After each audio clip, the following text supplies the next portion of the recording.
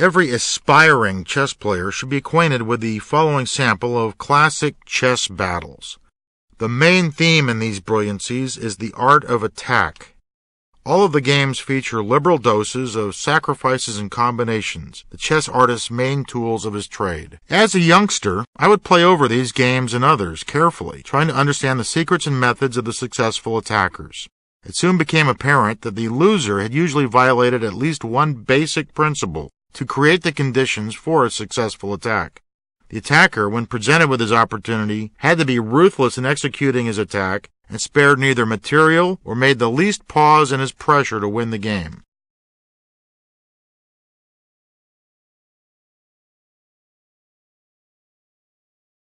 My first choice in this anthology of attacking games is the following brilliancy between the American genius Paul Morphy and the tenacious English player Henry Bird.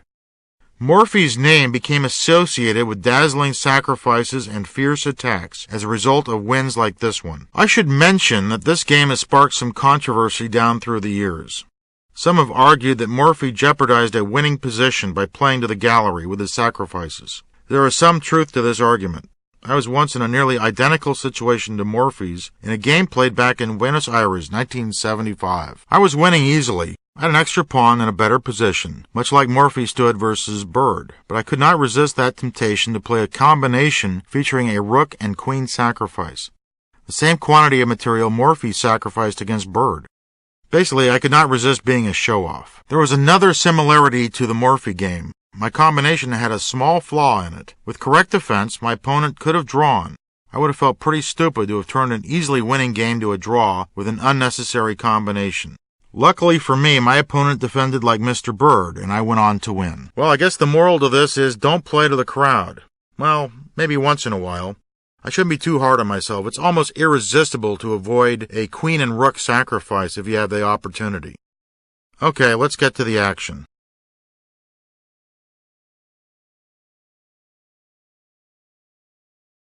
Paul Morphy, 1837-1884, born into a prominent New Orleans family, is universally considered to be one of the greatest players of all time.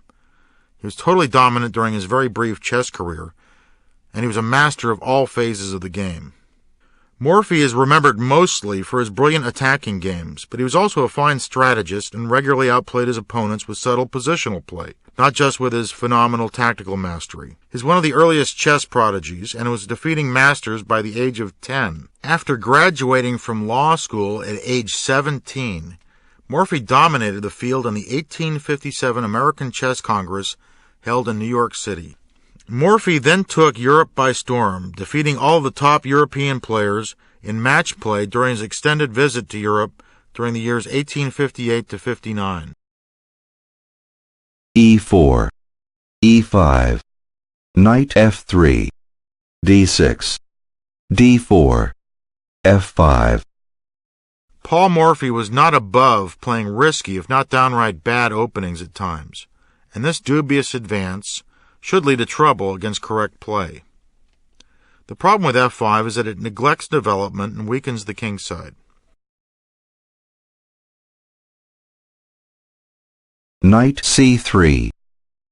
Another good way to meet this line is bishop C4, E captures D4, knight G5, attacking F7, knight H6, defending the threat, and then castles.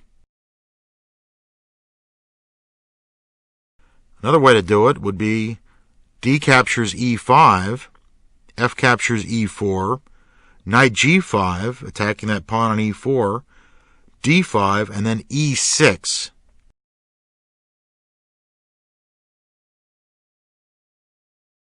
Mr. Bird's continuation is perfectly good, too, and should lead to a clear advantage for white. F captures E4. This move is also risky. Morphy should have played E captures D4, but I think white also gets an edge with queen captures D4, knight C6, and then bishop B5, pinning that knight and maintaining the queen's centralized position.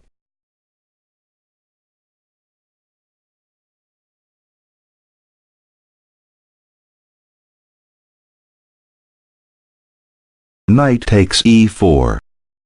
D5. Knight G3. Knight captures e5 looks tempting, but black looks okay after d captures e4, queen h5 check, g6, knight captures g6, h captures g6, and now white has two choices. Let's say he grabs the rook.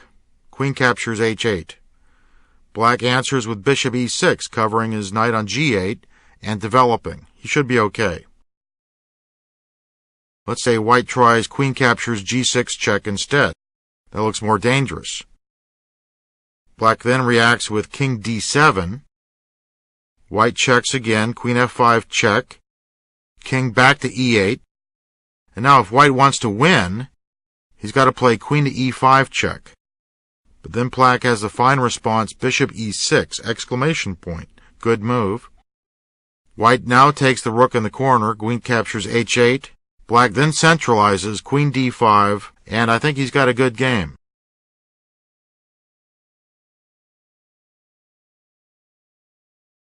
E4. Knight e5. Knight f6.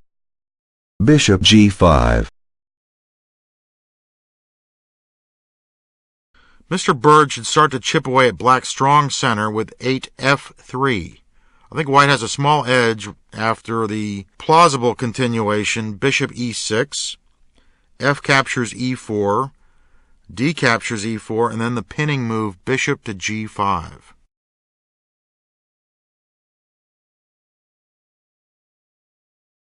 Bishop d6.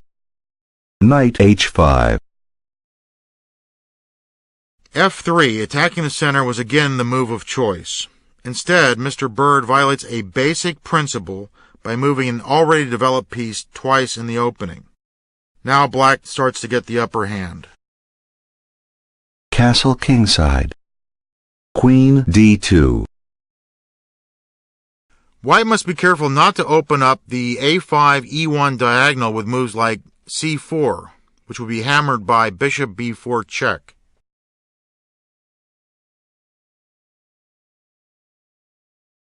Queen e8. G4. Bird had obviously overlooked Morphy's last move and apparently panics. Bishop captures f6 was better, with the main point being g captures f6, knight captures f6 check, rook captures f6, queen g5 check, rook g6, knight captures g6, h captures g6, queen captures d5, and the position looks roughly even. In the 1800s, players were much more free and loose with material. This was not such a problem. The art of technique was not nearly as advanced as it is today.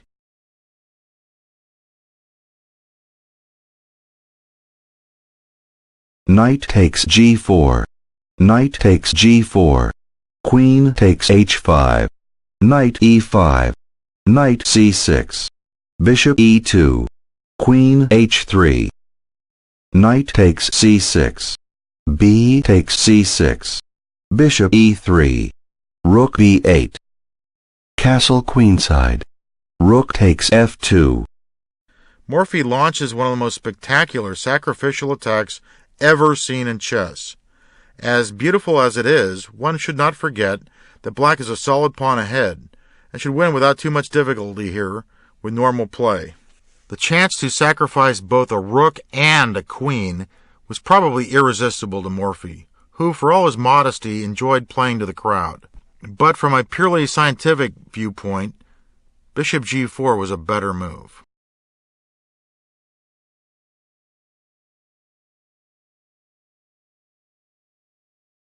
Bishop takes f2. Queen a3. Wow, a spectacular second punch. But unfortunately for Morphy, it doesn't end the game at once. Of course, the queen cannot be taken.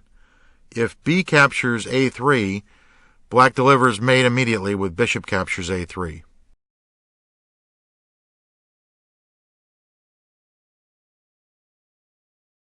c3. Queen takes a2.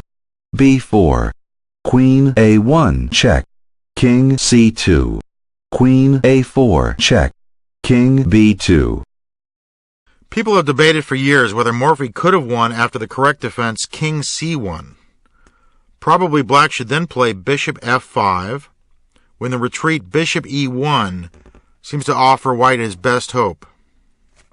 Black can then win some material back with Queen A1 check, King C2, E3 check, King B3, E captures D2, Rook captures A1, Rook E8, but a win is far from certain.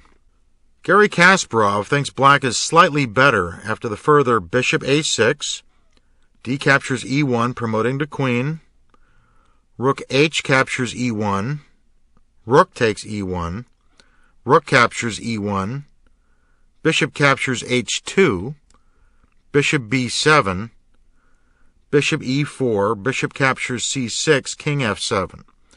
Probably slight edge is a good assessment, but I doubt if Black can actually win against correct play. Another try for Black is Bishop F5, Bishop E1, E3, Queen B2, only move, and then A5, trying to rip open the White King's protection. It looks like White would really have his hands full holding off the attack.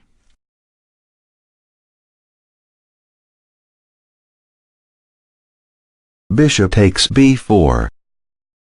This can hardly be called a sacrifice because White is forced to soon give up his queen, while also finding his king harassed mercilessly by the remainder of Black's forces. C takes B4. Rook takes B4 check. Queen takes B4. Queen takes B4 check. King C2. E3. This shot opens up quick access to the B1H7 diagonal and intensifies Black's attack.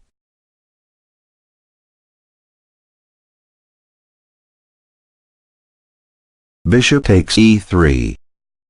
Bishop F5 check. Rook D3. Queen C4 check. King D2. Queen A2 check. King D1. Queen B1 check. Bird resigned here. White must surrender heavy material, so further resistance was futile.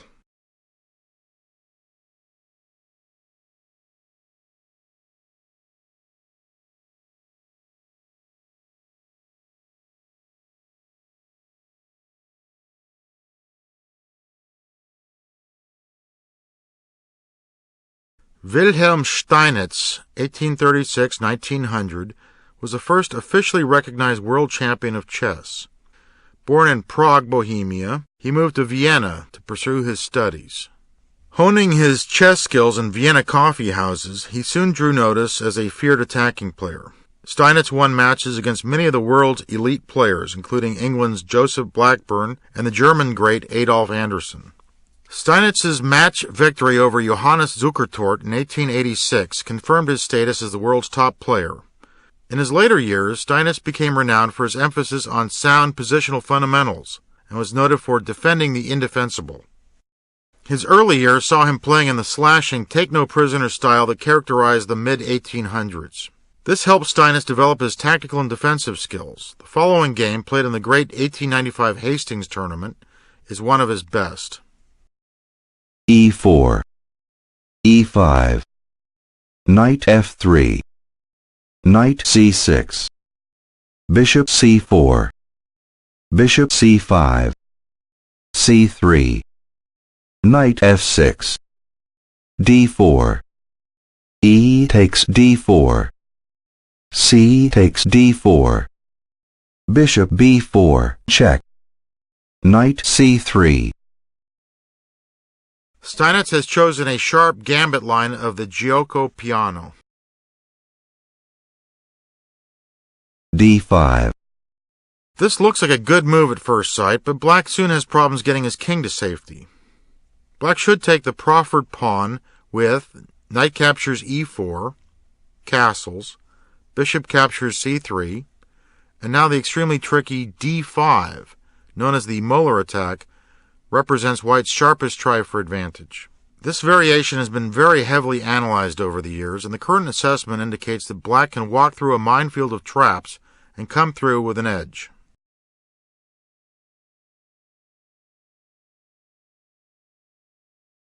E takes d5. Knight takes d5. Castle kingside. Bishop e6. Bishop g5. Bishop e7. Bishop takes d5. Bishop takes d5. Knight takes d5. Queen takes d5. Bishop takes e7. Knight takes e7. Rook e1. f6. Black hopes to castle by hand by soon playing king f7, followed by rook f e8, and then king g8. Black has also prevented knight e5.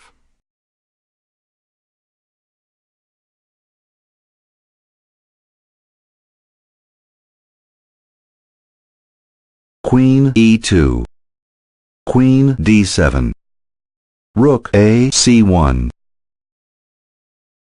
A more effective continuation was the centralizing move rook ad1, with one nice point illustrated after king f7, queen c4 check, knight d5, now the thematic shot knight e5 check, f captures e5, d captures e5, and black cannot meet the two threats of rook captures d5 and e6 check.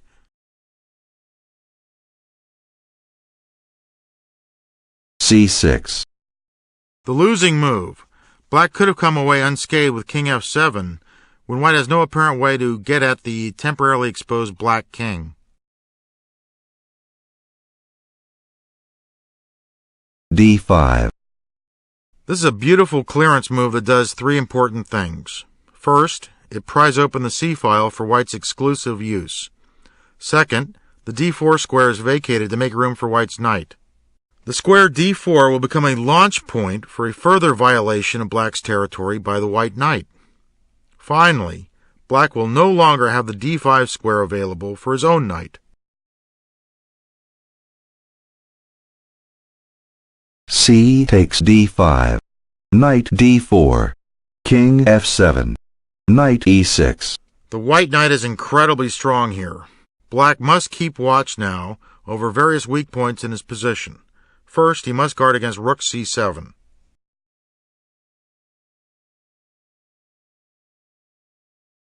Rook h c8. Queen g4. The queen not only attacks g7, but it also lines up on the h3 c8 diagonal, menacing black's queen on d7. g6. With g6, von Bardeleben finds a very cunning defense. White has a seemingly simple combination now, but there is a small problem of his back rank. Knight g5 check, king to e8. Black must play this or lose his queen.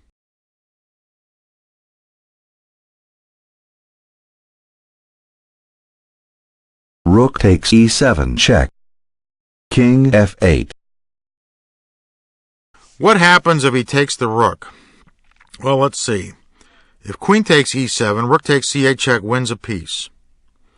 If king takes e7, white wins with queen b4 check, king d8, knight e6 check, either winning a queen or mating.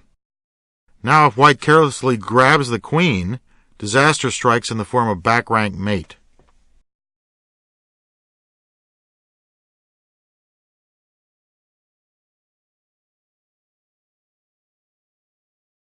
Rook f7 check. King g8. Rook g7 check. The rook is immune from capture. Queen takes g7, rook takes c8 check wins easily, and king takes g7, queen takes d7 is check.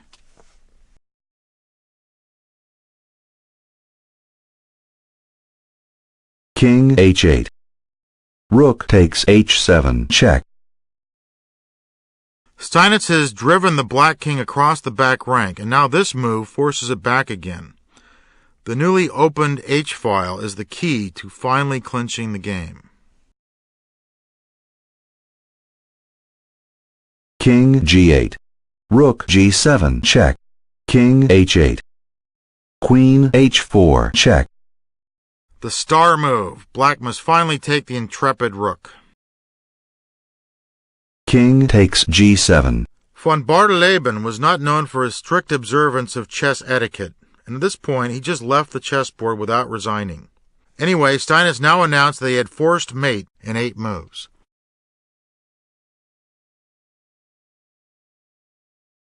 Queen h7 check. King f8. Queen h8 check. King e7. Queen g7 check. King e8. Queen g8 check. King e7. Queen f7 check. King d8. Queen f8 check. Queen e8. Knight f7 check. King d7. Queen d6 checkmate. A very pleasing game that featured sacrifices both large and small. The key shot was at clearance sacrifice 17 d5, which set the stage for the final assault on Black's king.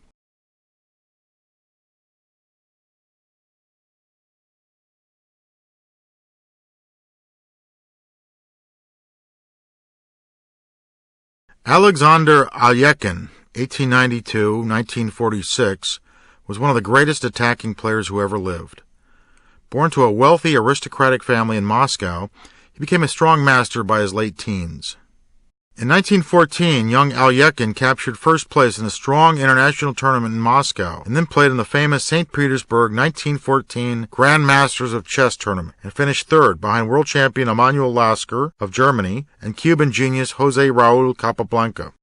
Alekhine was interned briefly by the Germans while playing in a tournament in Mannheim, Germany, just as World War I started. He managed to return to Russia and served in the ambulance corps on the Russian-Austrian front. Wounded, he developed his skills as a simultaneous blindfold chess expert while recovering in the hospital. He later accomplished the incredible feat of playing 32 opponents blindfolded, winning 19, losing 4, and drawing 9. In 1927, Alekhine, now a French citizen, defeated José Capablanca in an epic match played in Buenos Aires, Argentina. He held his title until defeated by the Dutch math professor Max Euwe in 1935. He won back his crown in 1937 and held the title of world champion until his death in 1946. As a youngster, I was fascinated by the brilliance and deep conceptions of Alekhine. His ideas almost seemed too big for the chessboard. Attack was his forte, and he was a very dedicated student of the game, working harder than most of his peers. Alekhine's opponent in the game we are about to analyze, Emanuel Lasker, 1868-1941, holds the record for the longest reign as world champion. Lasker held the title from 1894, when he defeated Wilhelm Steinitz, until 1921, when he lost to Capablanca. Where Alekhine was a chess artist, Lasker was the practical businessman. He cared about results, not beauty. Extremely tenacious and resourceful, Lasker was the master of refuting unsound attacks. Brilliant attackers like Marshall, Janowski, and Spielman, and others wore themselves out trying to overwhelm the level-headed Lasker. Not surprisingly, Lasker wrote a book called Common Sense in Chess. In the game we are about to examine, we see Alekhine at the top of his game. Lasker was getting on in years, but was still a very tough customer. It is striking how Alekhine powerfully builds up his attack, till a final combinative finale settles matters. d4. d5. c4. e6. Knight c3. Knight f6. Knight f3. Bishop e7. Bishop g5. Knight b d7. e3. Castle kingside.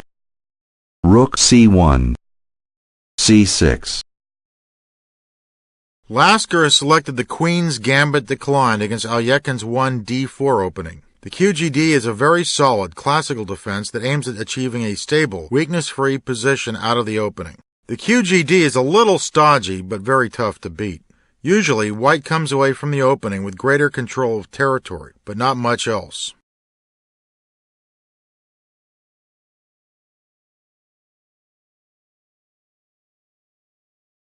Bishop d3. D takes c4. Bishop takes c4. Knight d5.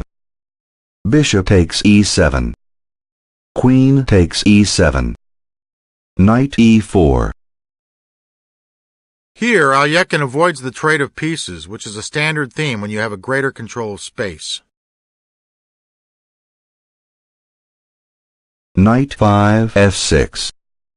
Lasker continues to offer a trade of pieces, but Alekhine again refuses, and settles his knight on a good square within proximity to Black's king.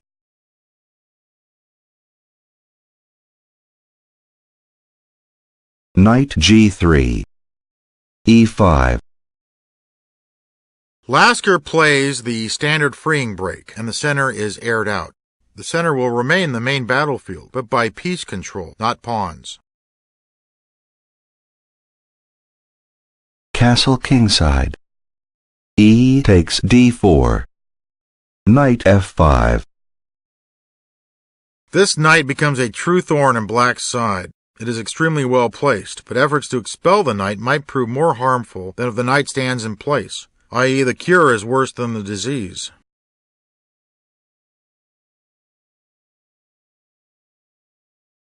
Queen d8. Knight 3 takes d4. Knight e5. Bishop e3. Bishop takes f5. Knight takes f5. Queen b6. A very weak move by Lasker. The queen is not well placed on b6 and basically just becomes part of the scenery. In other words, a potted plant. Her absence from the center and kingside will be quickly and painfully felt.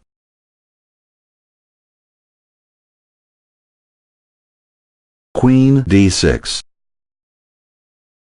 This powerful move by Alekhine begins a kingside attack that cannot be parried. The queen will work in unison with the minor pieces to create fatal weaknesses in the enemy camp.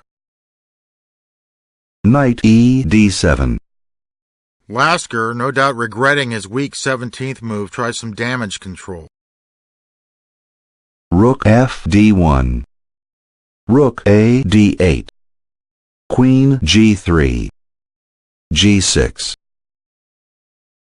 The first breach in Black's king position is achieved. Alekhine steps up the pressure by bringing fresh forces to bear on the kingside.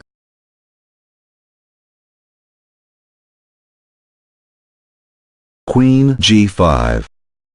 King h8. Knight d6.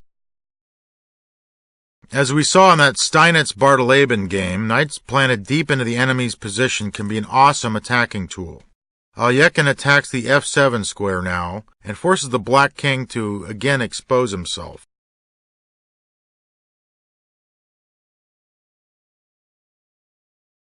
King g7. e4. A multi-purpose move by Alekhine. The pawn stands ready to support the knight on d6 with e4, e5, and also gets out of the way for a rook lift along the third rank.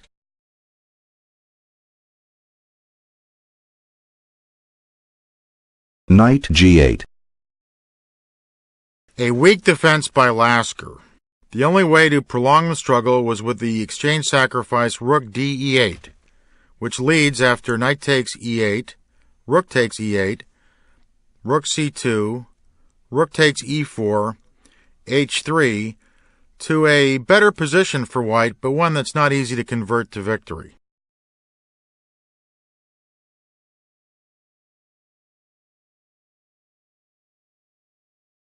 Rook d3. Alekhine makes full use of all of his assets. The introduction of the rook to join the hunting party is decisive. f6. Knight df6 was the only hope, but white's attack is decisive after rook e1. Then h6, knight f5 check, king h7, rook h3, threats all over the place, g takes f5 forced, e5, look at that Black king side, it's a total mess, queen d4, only chance, queen takes f5 check, king g7, rook g3 check, king h8, Black's king side looks bullet riddled, e takes f6, knight takes f6, and now the safety move h3 should give white a decisive advantage.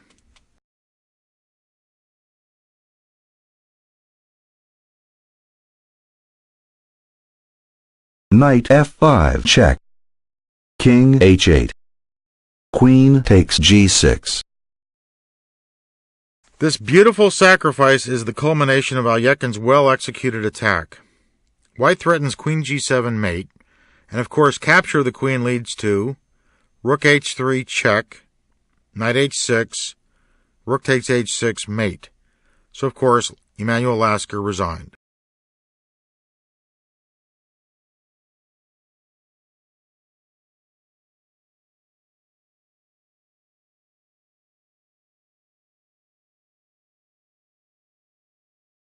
Viktor Korchnoi, born in 1931 in Leningrad, is probably the strongest player never to be crowned world champion. He has won over 150 tournaments during his long and eventful career and has defeated most of his rivals in match play, including Tigran Petrosian, Boris Spassky, Mikhail Tal, Bent Larsen, and many others. Korchnoi is best known as a great strategist and counterattacker, but he is no slouch in the direct attack department either, as the following brilliancy demonstrates. d4, e6, e4, d5, knight d2. The French defense is a sturdy but often confusing opening that appeals to counterattackers and players with a preference for closed or blocked positions. The pace of the play is slower than a Najdorf or Dragon Sicilian. White has slightly greater control of the center, but black has good counterattacking possibilities. The main drawback from black's point of view is activating his light-squared bishop, which is obstructed by the e6 pawn.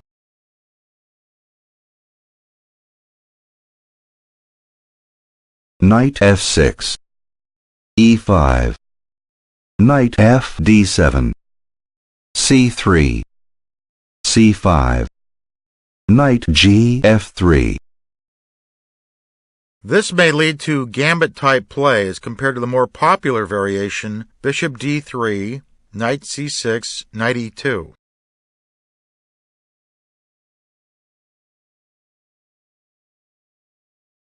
Knight c6, bishop d3, queen b6, castle kingside. White offers his d-pawn in return for a strong lead in development.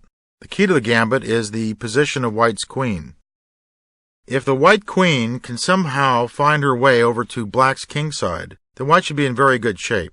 If not, black should have no problems at all defending.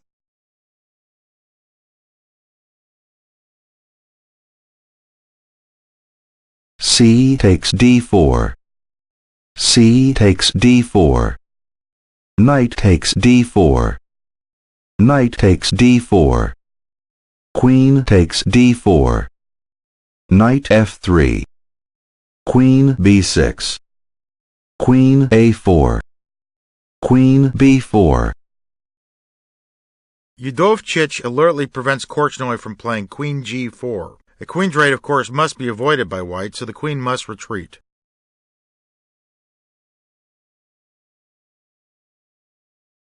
Queen c2, h6. Not a good move by Yudovchich. This move is just too passive and weakens the kingside besides. Much better was queen c5, giving white the choice between bishop captures h7, queen takes c2, bishop takes c2, with a small edge for the first player, or the more ambitious queen e2, aiming for bishop e3 and rook ac1.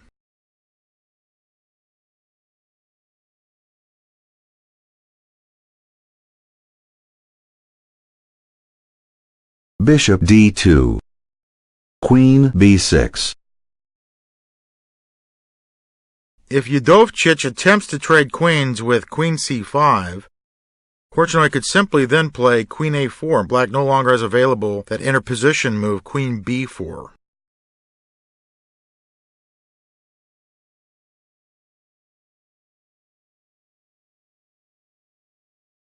Rook a c1, bishop e7, queen a4. The queen returns to her post, but this time she is supported by fresh development. Note how black has trouble dealing with that pin of the knight on d7. If black tries to break that pin with castles, white has the surprising riff bishop b5, knight c5, rook takes c5. The point being that if queen takes c5, rook c1, queen b6, 20, bishop a5, the black queen is trapped. After rook takes c5, if black tries bishop takes c5, that's demolished by bishop a5, bishop takes f2 check, rook takes f2, queen e3, bishop b4, black's toast.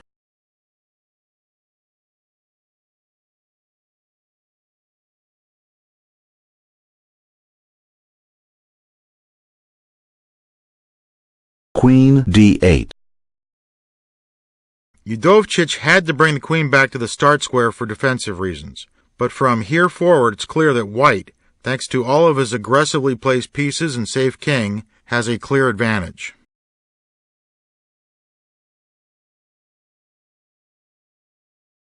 Rook c2.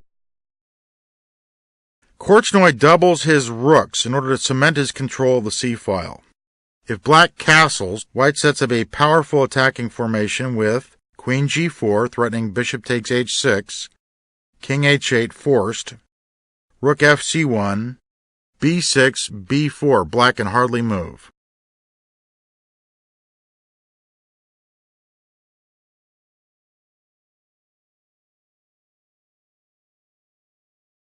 Black's pieces have very little scope, and white is poised to attack and invade at will on both sides of the board.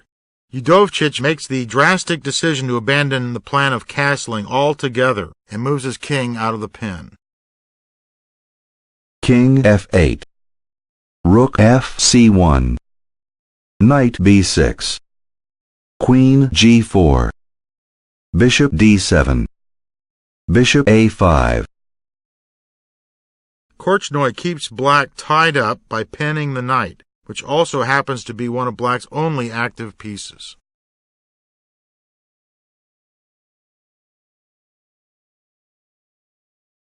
Rook c8. Rook takes c8. Bishop takes c8. Bishop b4.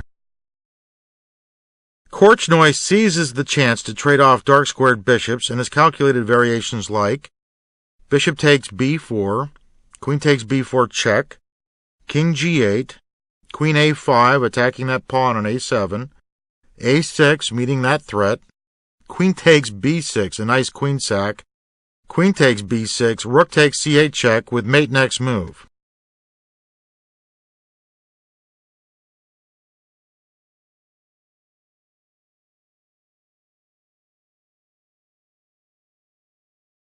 g6.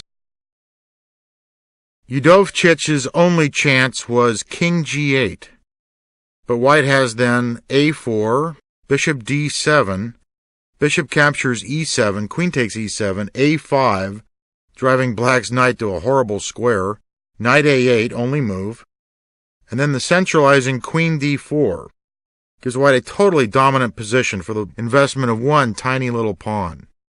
Now Victor the Terrible decides the game with a spectacular combinative assault.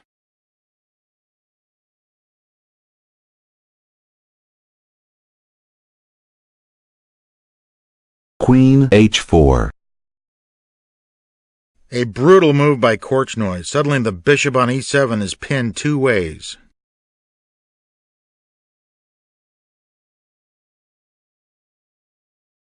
g5. Well, of course, if bishop takes b4, queen takes d8 check, white wins, and bishop takes h4 is illegal. That leaves only the game continuation and king e8 as viable defenses for black. Let's see what happens after king e8. I think that's best answered by the simple queen f4, preparing to strike on the queen side with a2, a4. After queen f4, if black tries to drive the queen away with g5, white says, "Be my guest," and then plays queen d4, happy that black has further weakened his position. Nevertheless, king e8 was probably black's best chance.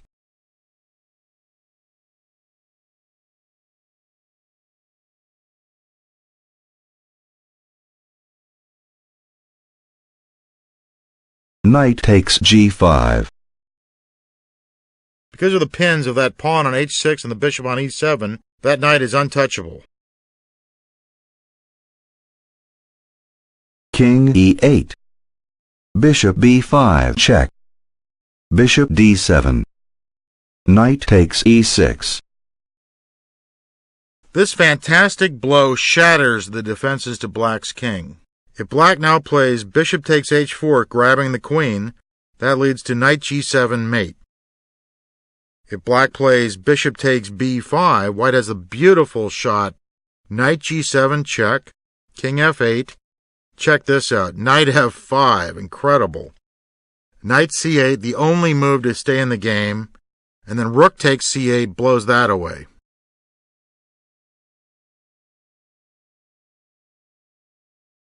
In the game continuation, Korchnoi had to calculate that he could decisively bring up reserves to finish off the attack before black could organize a defense. F takes e6. Queen h5 check.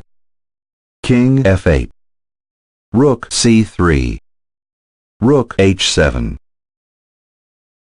Udovchich tries valiantly to hang on by getting the rook involved with the defense. Queen g6. White threatens the crushing rook to f3 check.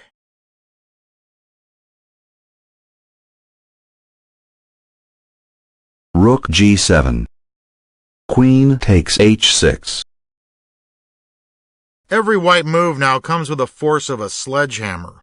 This time the threat is queen h8 check followed by rook f3 check.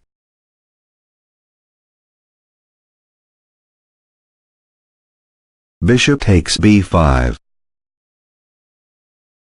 Let's say black plays king g8. That doesn't help at all, because white wins with rook h3, bishop takes b5, the only chance, queen h8 check, driving the black king out, king f7, rook f3 check, we've seen that move before, king g6, rook g3 check, king f5, and now just queen takes g7, and black can resign with a clear conscience.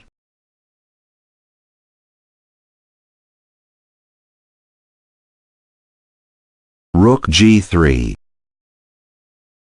Mr. Udovchich resigned when he noted that the best defense, king e8, leads to total, absolute obliteration after rook takes g7, king d7, bishop takes e7. Whew, now that was an attacking game.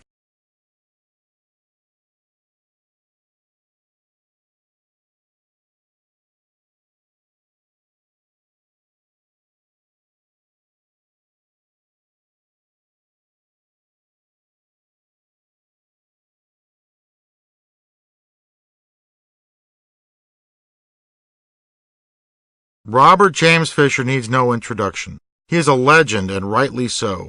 His records are astounding. He won the U.S. Championship at the tender age of 14, and subsequently won that title 6 more times, including the 63-64 championship with a perfect score of 11-0. Fischer was the consummate fighting player with a demonic will to win that overwhelmed his opponents. He was like a force of nature on the chessboard, sometimes a tornado, sometimes an earthquake, and once in a great while, a fog.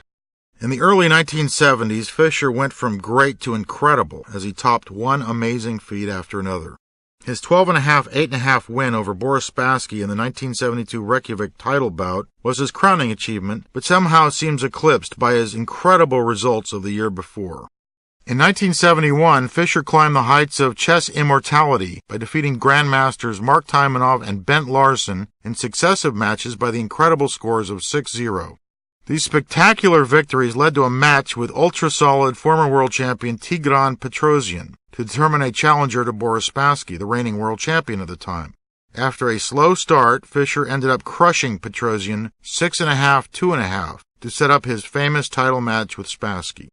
In the opinion of many, including myself, Fischer's win in Game 1 of his match with Bent Larsen is one of the greatest games of all time. Much credit must go to Larsen, who seemed to be matching Fischer blow for blow during the game, only to falter just near the end.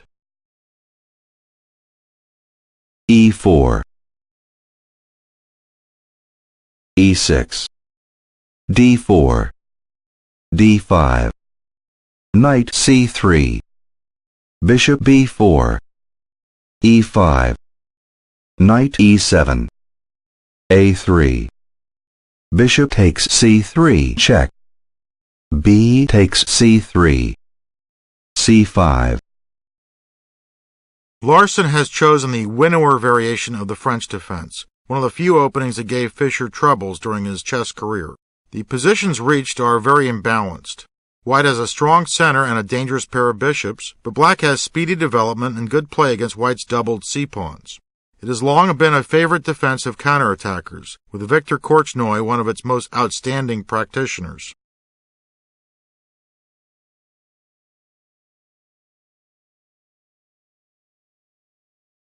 a4. White hopes to develop his bishop to a3, while also preventing black from setting up a blockade on the a4 square. Knight b c6. Knight f3. Bishop d7. Bishop d3. Queen c7. Castle kingside. c4. This is a very risky move by Bent Larsen. Although he manages to drive back one of the bishops, he's also voluntarily opened up the a3 f8 diagonal. The Danish Grandmaster hopes to attack and diminish white's center before the dark-squared bishop can become active, but Fischer has other ideas. Bishop e2. f6. Rook e1. Knight g6. Bishop a3. A very strong pawn sacrifice that gives Fischer a strong initiative.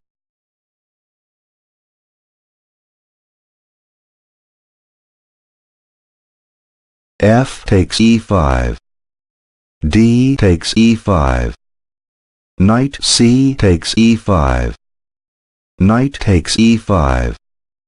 Knight takes e5. Queen d4.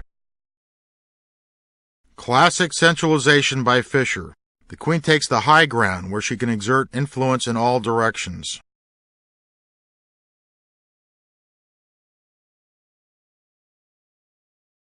Knight g6.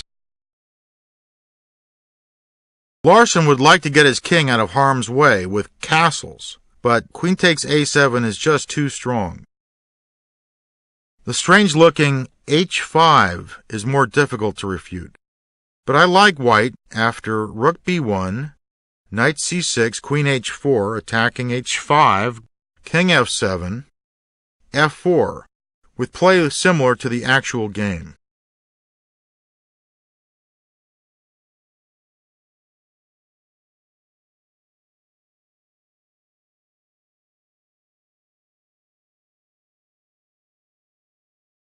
Bishop h5.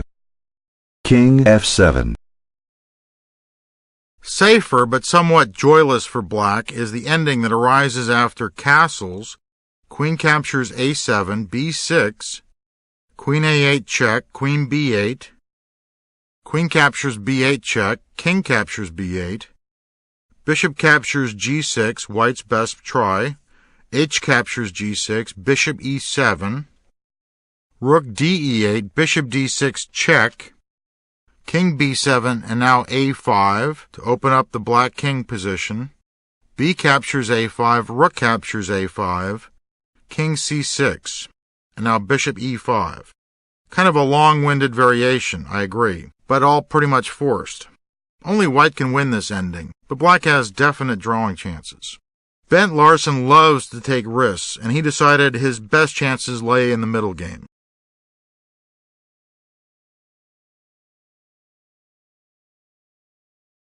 f4.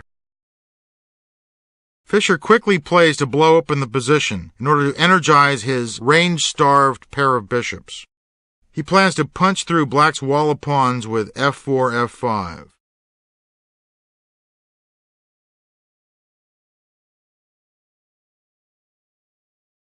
Rook h e8. f5. E takes f5. Queen takes d5 check. King f6. Bishop f3. I think bishop d6 was more accurate. Black has several alternatives here. Let's take a look at them. First, queen c6 loses very quickly to queen d4 check, king f7, bishop f3. And black's going to get crushed by a killer check on d5. Second choice, queen b6 loses to bishop c5, queen c7, h4. That sets up a devastating check on d4. The best black can then hope for is the pathetic rook e5, bishop d4.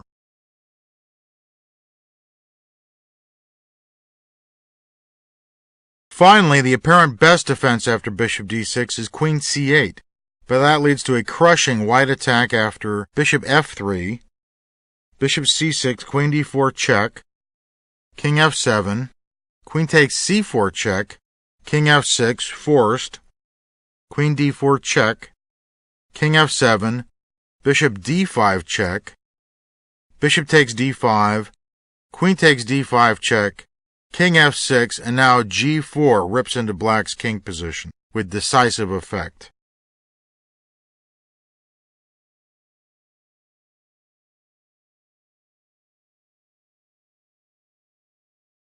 Knight e5. Beautiful play by the Danish Grandmaster. Larsen seizes his chance, basing his defense on a powerful counterattack.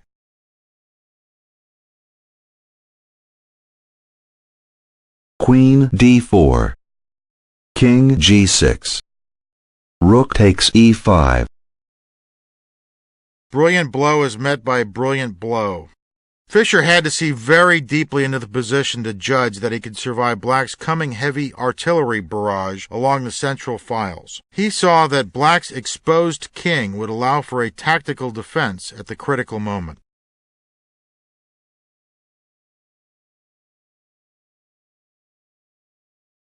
Queen takes e5. Queen takes d7. Rook a d8. Queen takes b7.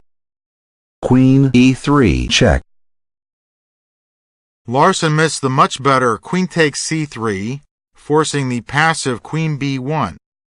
In that case, black has rook e5, which gives him a good position thanks to his tremendous centralization. There's that word again.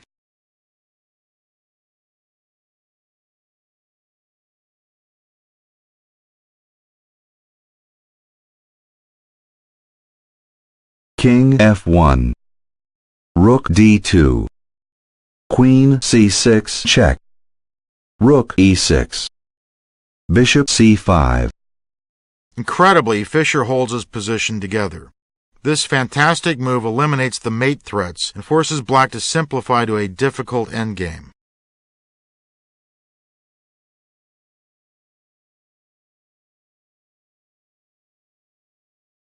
Rook f2 check. King g1. Rook takes g2 check. King takes g2. Queen d2 check. King h1. Rook takes c6. Bishop takes c6. Queen takes c3. Probably not best. This move allows Fischer to create a powerful passed a-pawn that can be escorted up the board by the pair of bishops. Better was a5 to stop white from getting a passed pawn.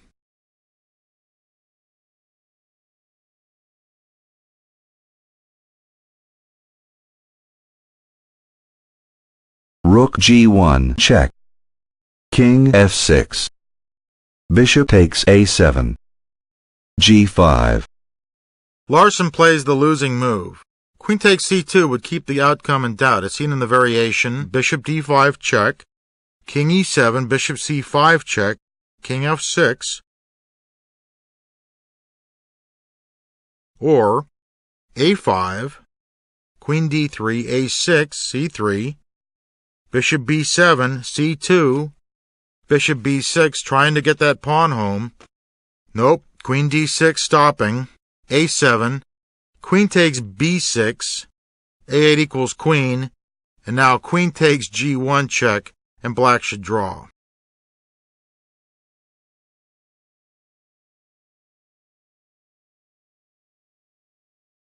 Bishop b6. Queen takes c2. a5. The passed a-pawn is unstoppable. The bishops not only serve as perfect escorts of the a-pawn, but they ably protect white's king.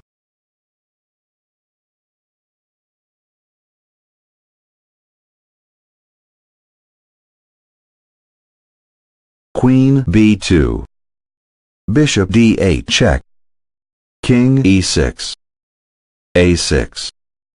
Queen a3. Bishop b7. Queen c5. Rook b1.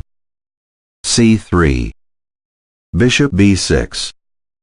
A marvelous game, fascinating in all phases. Fischer was a little hesitant pressing his attack, but soon hit his stride with a spectacular sequence that started with 22 Queen d4. This one was a real nail-biter that deserves its rank as one of the great games of all time.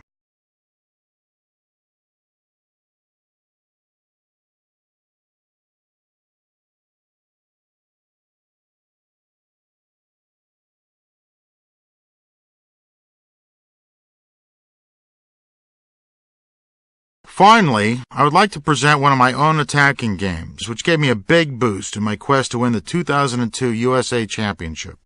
My opponent, the experienced and solid international master Igor Foigl of Boston, fell victim to an inspired but controversial rook sacrifice. I would not bet the house that my sack was technically sound, but I knew it would present very difficult practical problems to solve. Also, this game came early in the tournament. If it failed, I still had enough games left in the schedule to catch up with my rivals. e4. g6. d4. Bishop g7. Knight c3. c6.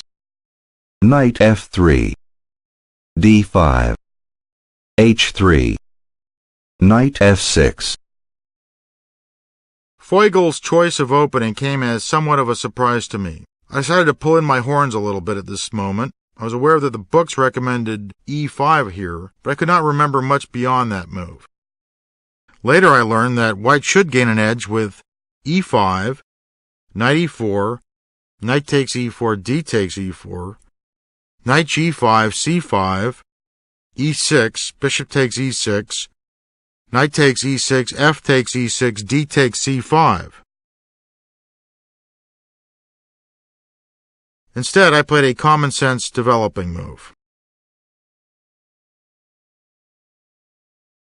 Bishop d3. d takes e4.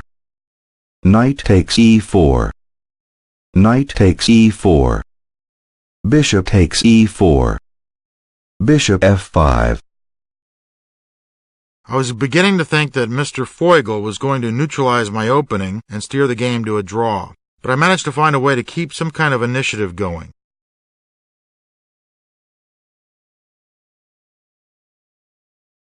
Bishop takes f5. Queen a5 check. c3. Queen takes f5. Castle kingside. Knight d7. Black must be careful not to castle too quickly. If castles, white plays rook e1, e6, rook e5, exclamation point, bishop takes e5, d takes e5, which gives white excellent play for the sacrifice. There are also certain dangers for black by postponing castling, as we shall soon discover.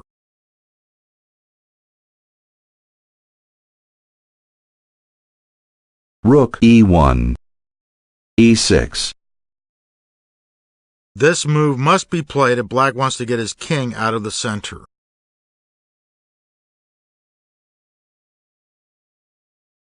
Queen b3. White manages to keep the initiative. If now rook b8, then queen a3 is very annoying for black, as white prevents castling while also attacking the pawn on a7. Also risky for black is 13 castles queenside, bishop g5, attacking the rook d8, bishop h4, and the bishop will take up a powerful post on g3 to black's discomfort.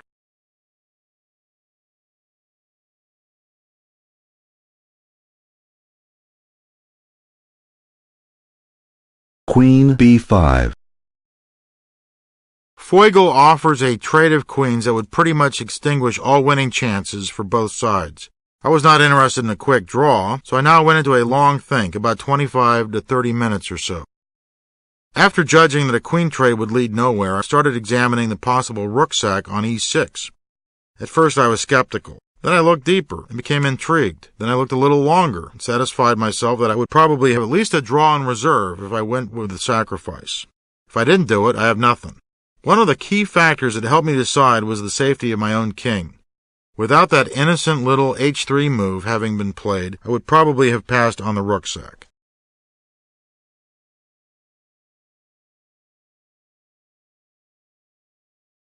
Rook takes e6 check. F takes e6. Queen takes e6 check. King d8. Bishop g5 check. King c8. Rook e1. Calculating the course of the game up to here was easy, but now black has a very wide choice of defenses. Of course, I did not see all of them, but the rook sack was based in large part on intuition. White's attack is very cohesive, and it is not easy for black to organize himself. Black's basic goal of connecting rooks is a long ways off, for instance. The fact that black's minor pieces are unprotected and vulnerable told me that I had to have good chances here. Here's what I think is black's best defense. Queen d5, offering to trade queens. Queen e7, attacking the bishop on g7. Queen g8, I missed that move. d5, a move found later in analysis. Queen f8, again trying to trade queens. D captures c6. B captures c6, forced. Then white plays queen e6, attacking that pawn on c6, which is met by king c7. Bishop e7, attacking black's queen. Queen f5, best. Bishop d6 check, starting to harass the black king. King back to c8, queen c4. Queen b5, forced. Queen f7, keeping up the initiative. Black must then play bishop f6, and now rook e6 gives black a basket full of problems. This is all pretty much forced since move 17. White is still a rook down, but he has two pawns and a continuing strong attack to compensate.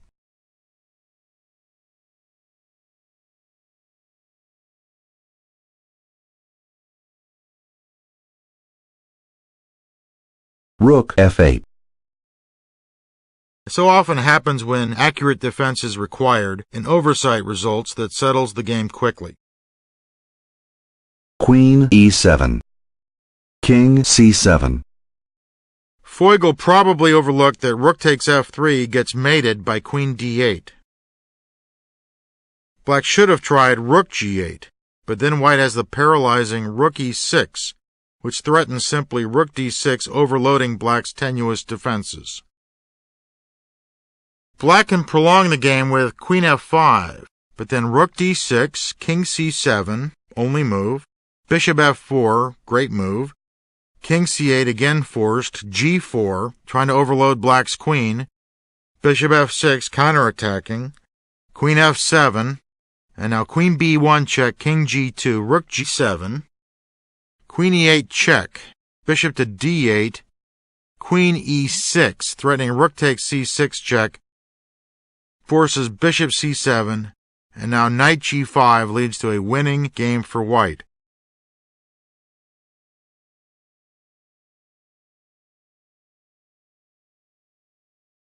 Queen takes g7. Rook takes f3. Rook e5. This surprising in-between move prevents queen takes g5 and restores the basic material balance, leaving white with a totally dominating position.